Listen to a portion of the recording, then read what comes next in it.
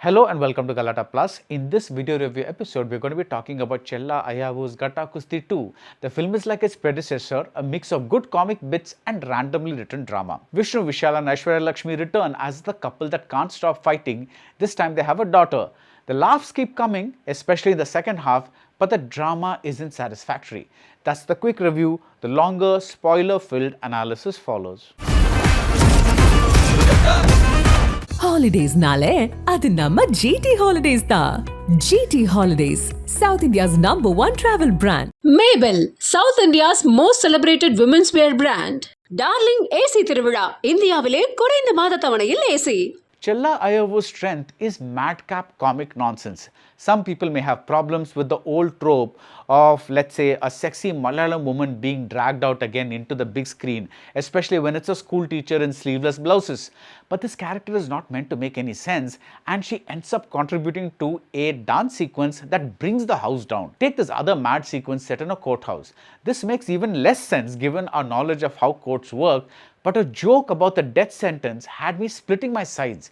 It's so casually tossed off, you barely see it coming, and when it does, again, it brings the house down. If you like sexist jokes about a man suspecting his wife of having an affair with a neighbor, that's here too. Until I saw this scene, I didn't know rock, paper, scissors could have a suggestive interpretation. It's all nonsense, but good nonsense. It works.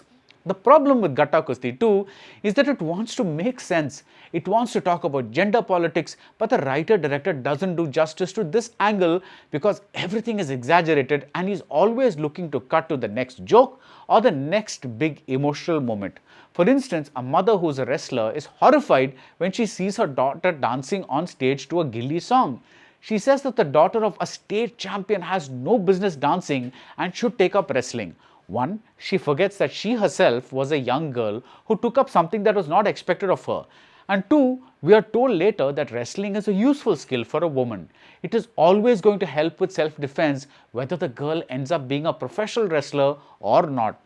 All of this is true, but it's not convincing. The drama keeps popping up in bits as and when it pleases. Aishwarya and Vishnu Vishal return as the couple from part 1. If you remember, she's a wrestler, he's an uneducated man with terribly regressive views about what a woman should be like, and seeing her wrestle makes him become a better man.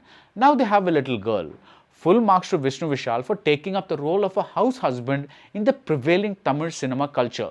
He cooks, he cleans, he's the daughter's primary caregiver while the wife goes to office for a sports quota job. Yes, the screenplay gives him 2 random fights so he can show he's still macho, but to see a man constantly supporting his wife, always content to remain in the background as she goes after sporting glory, it's wonderful. But the whole film feels like a conflict that could have been solved if husband and wife just sat down and had one adult conversation about how best to raise their daughter. Instead, they behave like children. Aishwarya especially is given the thankless role of a woman who assumes the worst at every given opportunity, and this kind of sort of negates the plus points about gender equality and having a house husband who is happy to be a house husband. Apparently, the woman is always the shrew even if the man is a saint, and all this drama is done at the kind of pitch where the woman is taken to a psychiatrist, for instance, to help her anger issues, and the doctor tries to forcefully administer an injection and she bashes him up. There is a random doping angle, a random divorce angle, a random kissing angle, a random pregnancy angle, and a random caricature of a villain.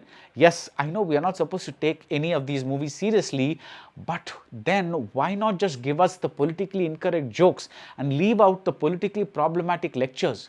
Gatta Kusthi 2 feels like an exercise in how to prolong a movie, but at least the laughs work. That's it about Gatta Kusthi 2. If you like this video review, do subscribe to Galatta Plus and see you soon at the movies. Holidays nale, adu namma GT Holidays da. GT Holidays, South India's #1 travel brand. Mabel, South India's most celebrated women's wear brand. Darling AC Tiruvizha, Indiavile குறைந்த மாத தவணையில் AC.